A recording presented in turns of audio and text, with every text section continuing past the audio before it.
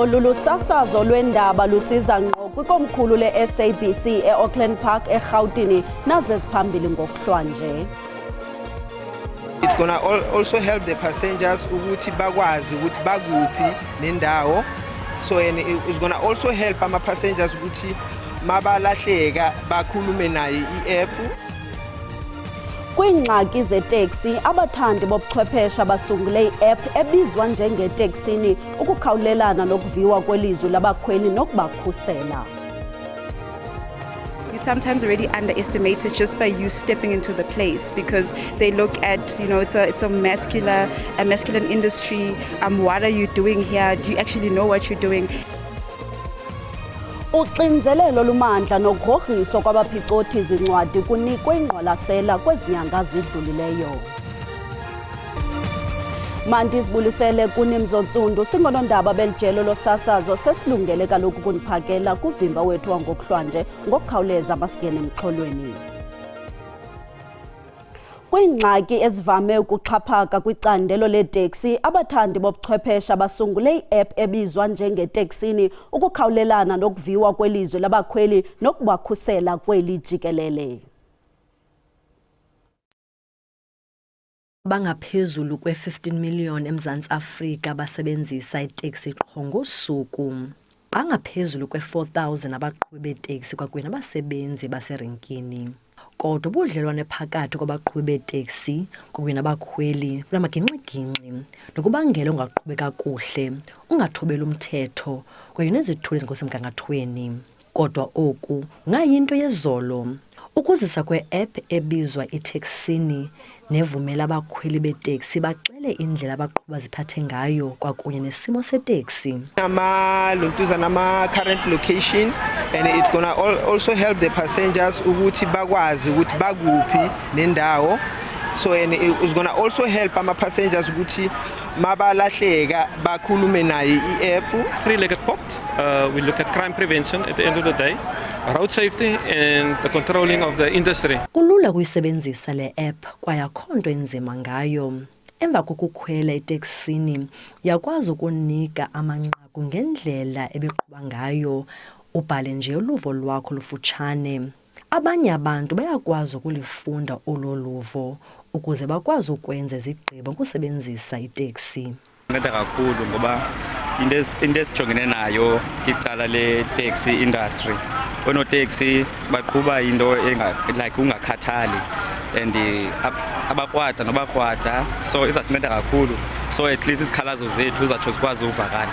Izosiza kakhulu thina ukureduce ama-accident, iphinde futhi isincede especially ngama-weekend kunabo driver abaphuzayo utshwala. Siyakhona ukuthi singene ku-app uthole ukuthi singena kubona siyakhona ukuthi sibabophe. Umntana oba safe nomzali wakho uzoba safe knowing that umntana ukhwele iteksini uyakwazi umlocate because abanyana babuya late esikolweni abayathanda iguvini, but as long as umntana uyayazi uba yekho sithile mhlawumbe uzobe sefike endaweni yakhe uzobe safe ngelo hlobo. So in terms of lo hlobo izawunceda kwinto ezininzi kanjalo. Le app sele isebenza eRhawutini kwaye imibutho yeteksi eyi-2,000 inxalenye le app. Ndingulerato Fekisi kwiindaba ze-SABC eGqeberha. Uxinzelelo lumandla kunye nokugrogriswa ngamanye amaxesha kwabaphicothi zincwadi kuye kwanikwa ingqwalasela kwezinyanga zidlulileyo. Oku kuza emva kokubulawa komphicothi ncwadi oyintloko kumasipala waseKuruleni uMpho Mafole nodutyulwe kwinyanga ephelileyo eAlberton. Umsebenzi wophicotho ncwadi uhamba noxanduva olukhulu xa kuqwalasela izidingo zoluntu kunye namashishini. Nangona kunjalo, abo basebenza kweli candelo bathi ukugrogriswa nokoyikiswa yinto ekhoyo kulo msebenzi. In terms of the crime corruption mitigation in South Africa, Business Leaders South Africa is really collaborating with government so that at least they can put together some measures to really deal with situations like this. Osebenza kweli candelo uthi kubalulekile ukuzithemba nokuba nesibindi kulo msebenzi ingakumbi xa ulibhinqa. you sometimes already underestimate it just by you stepping into the place, because they look at, you know, it's a masculine industry. What are you doing here? Do you actually know what you're doing? And that already is like a pushback and threatens you to actually, you know, stay away from whatever you're trying to find in the audit or assist with. Igosa eliyinhloko kwiziko labaphicothi incwadi lithi libila lisoma lisebenzela utshintsho kweli candelo. We've got a whistleblowing line for the internal audit profession where the public can report on internal auditors who are being unethical, but also where internal auditors can report on where they are facing intimidation within their organization. Eli gosa longeza ngelithi alifuni ugrogriso olukhoyo lunqande abantu abatsha ekulandeleni eli candelo. Umkomishinala wenkonzo zoluleko kazwelonke umnumzana Magoti Thobagale uthi isebe lakhe likwiphulo lokufumana ubuxhakaxhaka bale mihla ukunceda ekubekeni phantsi kweliso abafumene ingqawule ukuthethe okwekariyerhe eMpuma Koloni. Ukuqinisekisa ukuba abo baphantsi kwengqawule kulwaphulo mthetho olunxumene nobundlobongela busekele kusini bayithobela imiqathango yabo ukuya kuvela kumakhaya abo ukudlana imilomo nabo kunye nezalwane zabo malunga nokuziphatha ngelixa bekwingqawule bambike babambelele kwimiqathango yabo ngeli lixa abanye beyityeshela njengeparoli ukhetha utshwala unokuba ube la ekhaya. Le ngqawule wayinikwa emva kokuba egwetyele ukudlwengula ufunyenwe kwindawo yokuthoba unxano ephandle ngapha kwexesha elimiseleyo. Isebe lenkonzo zoluleko likholwa ukuba obuchwepheshe butsha buya kuqinisekisa ukuba abo bakhululwa ngetarhu bayayithobela imiqathango yabo. We are in a process of acquiring an electronic monitoring system. Well, there are human rights issues that go with that, but these are systems that are used internationally. And these are not harmful systems. Eli phulo likwayinxalenye yenyanga yabasetyhini eliqinisekisa ukuba abo banamatyala anxulunyaniswe nobundlobongela busekele kusini abaziphindi izenzo zabo ukanti ke abo bathobela imiqathango yetarhu balamkele eli phulo. Don't want to lie, life is difficult, but I have to prove to myself, not only to my family, I have to prove to myself that I want to change. Umkomishinala kazwelonke ukwabongoze intsapho ukuba zinike inkxaso ethe kratya kwabo bakwingqawule ukuqinisekisa ukuba babuyisela kwisimo sabo esifanelekileyo kwaye abaphinde babe nachaphaza. Ziyakhula izimemelelo zokufakwa komasipala imsuka lingwa eEmelo phantsi kolawulo abahlali nosomashishini bathyola lo masipala ngokufeda ukunikeza ngeenkonzo ezingundoqo ezifana namanzi. Insuku ezingama-25 ngaphandle kwethonsi lamanzi bambisele uqingqithe inyanga ezintathu bejamelene nengxaki yamanzi kunzima kumashishini. It's a disaster. We've got a guest house. You can't book guests in and expect them not to shower, not to use the toilet. We don't get any service fees, so definitely there is an issue at our municipality, and we need to put our heads together and find a solution. EDA ityhola ithi uvimbo wamanzi ebekumele ubonelela amakhaya aku30,000 zange wasebenza ishumi leminyaka. We've got nationally and we've got provincially the guys involved in every level to solve this problem, but this is coming to a boiling point now and attention needs to be given to this now. Ermelo has a water problem. Umasipala uyavuma ikhona ingxaki ayoyamanisa noxokomezelelo lwamanzi olungekho mthethweni phakathi kwezinye.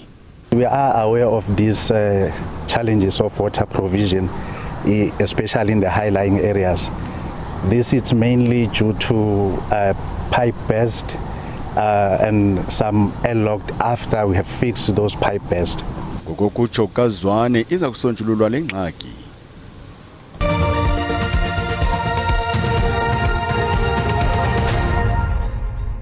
Sinamkele nakwabo basanda ukungena sihlabele mgama ibhodi yocando lwemida ithathe isigqibo sokungaphazamisani nemida yomasipala okukulandela inkqubo yentatho nxaxheba kazwelonke nemfuna lwazi enabileyo ngalenyewe. Isankxwe kwezinye ingingqi ngakwibhodi yocando mida ngokubagcina kwindawo abakuzo abamasipala abachaphazelekayo baquka iKwaZulu-Natal, iMpuma Koloni, Limpopo, Mpumalanga neFreystata. Baquka iVentersdorp, Tlokwe, Qwaqwa, uMjindi nomasipala iNaledi. Bambi bathi baza kubhenela kwinkundla ngesisigqibo. Inyathelo somaqhuzu webhodi athi liza kulibazisa inkqubo yocando lweward. Where the issue of delay that you referred to is likely to happen is if there's going to be application for review on those decisions. Now, the disgruntled members of community do two things. It's either they ask for PAIA, access into how the decisions were made, and that has a 90-day gap.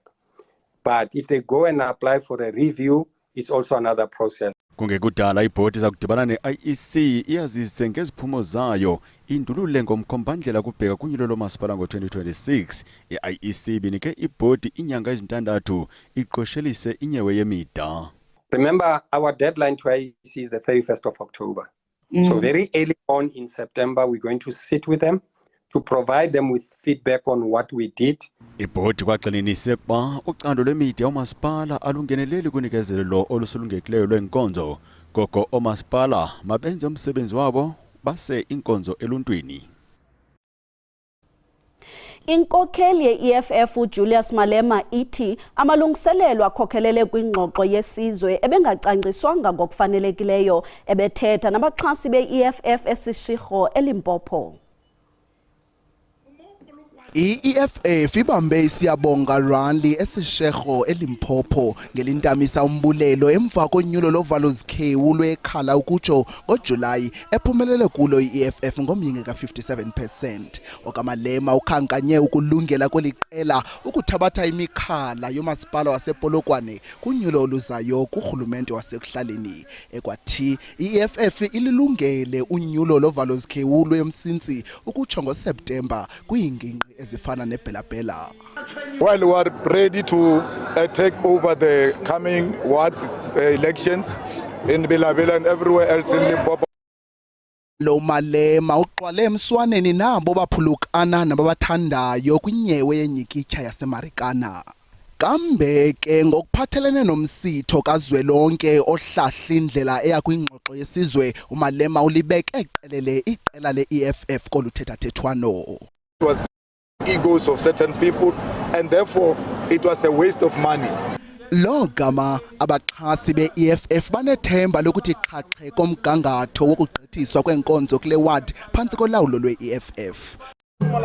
The EFF leadership under the new councillor Ncheza Ramaphosa, I think that the people of Ward 13 will receive better services and that he will address the most important issue, which is that of water and electricity. Ukanti ke okamalema kwintetho yakhe ukwagxeke kabukhali iinkokheli zomasipala wasepolokwane. Inkokheli emayibuye umnumzana Floyd Shivambu ithi iqela lakhe litsha lezopolitiko ndazakuliseka kungekudala liza kubeka phambili ukusebenzela uluntu ngesidima nokungafihlisi ukuthethe oku kwindibano noluntu eThekwini. Wamkelwe ngenhlokomo owayengunobhala jikelele weqembu umkhonto wesizwe umnumzana Floyd Shivambu ngabe bezothamela ke isingxoxo. uShivambu ulokhu engena ephuma esifundazweni ezehlukene kuleli ngenhloso yokuzwa imibono yezakhamuzi ngodaba lokusungulwa kweqembu elisha lezombusazwe. I don't necessarily agree that we need another political party, but if we don't try we'll never know. Nginamahloni ngoma yimela kade sivota abafethu. Sesiyasaba. Size ngoba sikuthiwa sizonika ithemba kumazibuye. Sicela ukukuthemba. Sicela ukuthemba baba. Siyasaba manje. Kudlaliwe ngathi. uShivambu uthi iqembu lakhe lezombusazwe lizokwenza izinto ngendlela ehlukile ukubhekana nezinkinga ezikhungethe izakhamuzi zakuleli. Majority of the people that have got to speak to us and give us their opinions, they said that we should constitute an alternate political movement. A political movement is different from just a political party. They say that let us respond to all the crises and the lack of activism in all sectors of society. uShivambu uthi abaholi beMayibuye bazoqhubeka nokuxoxisana nabaholi bendabuko esifundazweni. NginguSimphiwe Makhanya wezindaba ze-SABC iseThekwini. Inkosikazi yaseLimpopo isebenzise yonke imali ebeyigcinele umhlala phansi ukuqala ishishini lokufuya. Ikhuthaze amanye amanina ukuba athathe elinyathelo ukuze afezekise amaphupha wawo.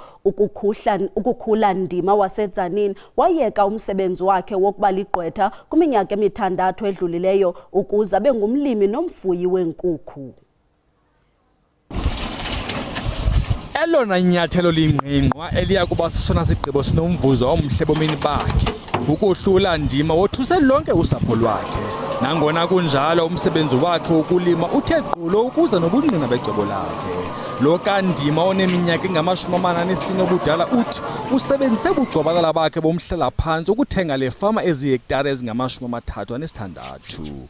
I bought the farm in 2019 and started farming in 2020 during the COVID period. While the intention was never to farm, but I fell in love with farming and I have been farming since. uNdima uthi ukuyeka umsebenzi wakhe njengegqwetha eneminyaka engama-40 obudala yayisisigqibo esikhaliphileyo esinokuchaphazela bomi bakhe bonke ukuba siphumelelanga.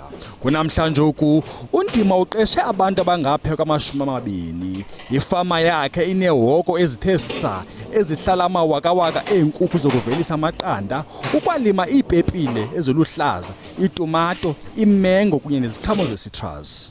The courage comes from knowing that from farming, I think if you are able to produce things that you can sell while you are helping with this food security, the money will come back one day. uNdima osandula kuthenga omnye umhlaba ozihektare ezingama-21 uthi eyona njongo yakhe kukufundisa abantu abatsha izakhono zokulima.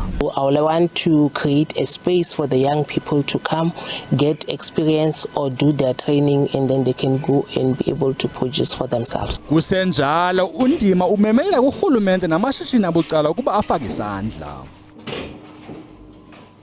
Kubanjwe iindaba ehluhluwe KwaZulu-Natal kuboniswana ngokulondolozwa kwendlovu kulizwekazi iAfrika phakathi kwemiba ekuthethwe ngayo kukuthibaza ukungquzulwano phakathi kwabantu neendlovu.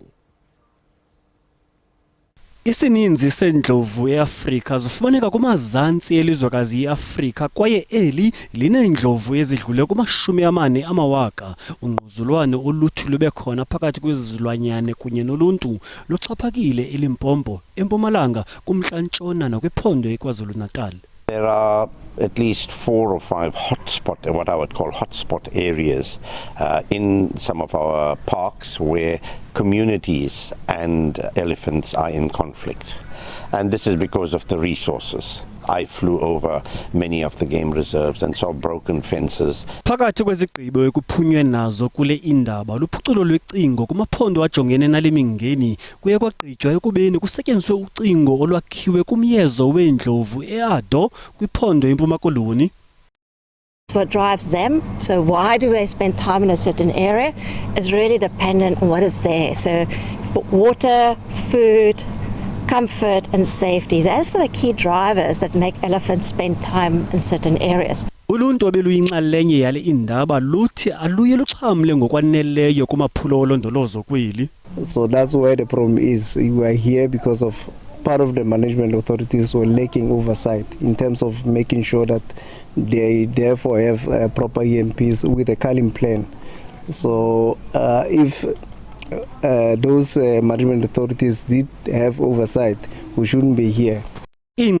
Indaba zithi okona kubalulekileyo yindawo ezihlala kuyo indlovu ukodlula ubuninzi bazo kuloo ndawo. Ziphelile zelixesha mawethu ezankomso ziyabuya ngolwimi lwesulu kamnandi mawethu.